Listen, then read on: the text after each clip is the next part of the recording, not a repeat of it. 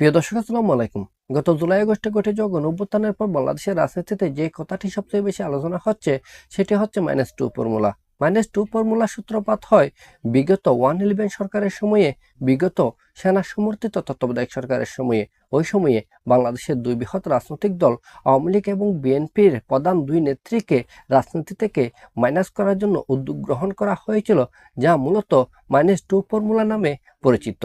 কিন্তু ওই সময়ে আওয়ামী লীগ এবং বিএনপির সাথে সাথে অন্যান্য অপরাপর রাজনৈতিক দলগুলোর দাবির মুখে সেনা সমর্থিত তত্ত্বাবধায়ক সরকার নির্বাচন দিতে বাধ্য হয়েছিল। তারা বাংলাদেশের রাজনৈতিক প্রেক্ষাপট থেকে বিদায় নিতে বাধ্য হয়েছিল। ফলে -2 ফর্মুলা আর আলোর মুখ দেখেনি।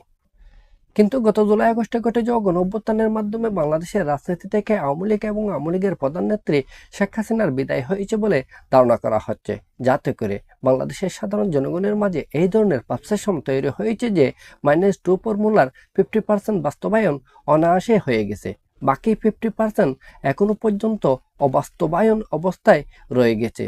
যদি বাংলাদেশের রাজনীতি থেকে বিএনপি এবং বিএনপির প্রধান নেত্রী দেশনেত্রী বেগম খালেদা জিয়াকে মাইনাস করা যায়, তাহলে -2 ফর্মুলা পুরোপুরি বাস্তবায়ন হবে বলে ধারণা করছেন বাংলাদেশের সাধারণ জনগণ। এই জন্য এখন থেকে ষড়যন্ত্র চলছে বলে ধারণা করছেন বিএনপির নিম্ন থেকে উচ্চ পর্যায়ের নেতৃবৃন্দরাও। আর তাই যাতে করে সাধারণ জনগণ বিএনপির পিছনে থাকে, বাংলাদেশের আপামর জনসাধারণ বিএনপির পক্ষে থাকে, সেই জন্য বাংলাদেশের বিএনপির সমমনা রাজনৈতিক দলগুলোকে বিএনপি ঐক্যবদ্ধ রাখার জন্য চেষ্টা করছেন। আগামী জাতীয় সংসদ নির্বাচন সকল রাজনৈতিক দলগুলোকে নিয়ে, বিশেষ করে উদারপন্থী মধ্যপন্থী রাজনৈতিক দলগুলোকে নিয়ে হয়তোবা জোটবদ্ধভাবে নতুবা সমঝোতার ভিত্তিতে নির্বাচন করার জন্য এখন থেকে উদ্যোগ গ্রহণ করেছে বাংলাদেশের বৃহৎ এই রাজনৈতিক দলটি।